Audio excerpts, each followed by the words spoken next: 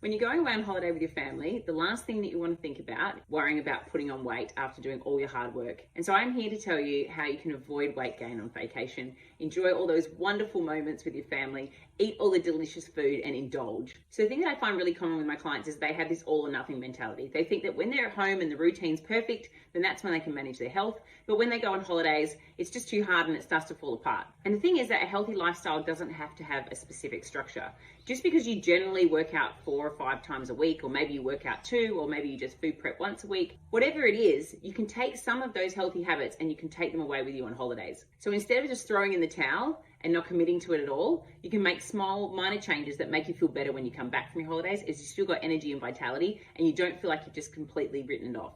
So my first recommendation is to just keep moving. Lower your standards around what exercise needs to look like and just find small snippets of time where you can lead an active lifestyle. That might be walking along the beach as your kids are playing in the sand, or it could be walking around the park as your kids are doing something there at the skate park, or it might be even just going for a stroll with them early in the morning when you get an opportunity. It might not be the normal strength session that you do or a HIIT session, but at least leading an active lifestyle with your family is going to make you feel better. It's great for stress relief, and also it makes us naturally want to eat better foods. My next tip is to get sufficient sleep. Now, this is not easy because generally when we go on holidays, we want to stay up later, we want to party a little harder, we're really excited to see our family. And so of course our sleep is sacrificed. But the problem with not getting enough sleep is that it affects many things. First of all, it affects our motivation.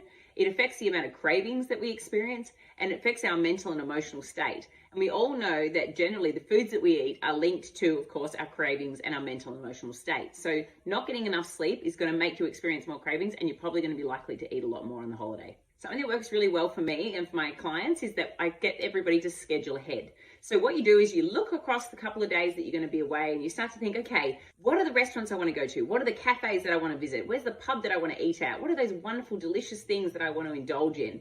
Then you start to map out where you're going to have them within your week. And then you think, okay, I'm going to go out and I'm going to eat whatever I want. But outside of that, I'm going to try and make some healthy choices. So, you know, if you're going out for dinner on the Saturday night, you might choose to have your standard smoothie for your breakfast.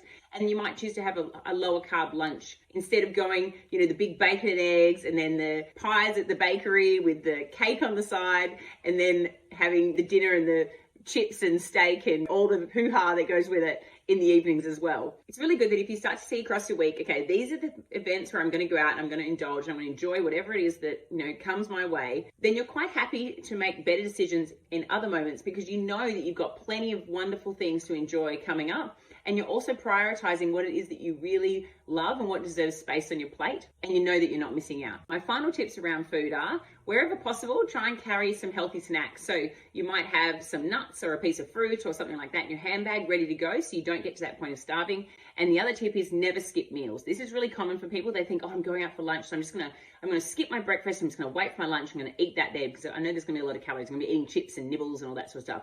But the problem is if you skip your breakfast, when you get to lunch, you're absolutely starving. So then you're eating everything in sight, which kind of works against you. So you're better off making sure that you're consistent with your eating 3 solid meals a day. Don't skip anything. Make sure you've got protein throughout those meals. And then what you'll find is that not only are you feeling satiated when you get to those meals, you're also satisfied with the choices that you're making. You're more calculated. You're not grabbing the Mars bar from the servo or the chips from the bakery as you walk past. And then you feel like you're not missing out and you're able to enjoy those wonderful experiences with your family. Have a great holiday, get back, feel good, and you haven't undone all your hard work.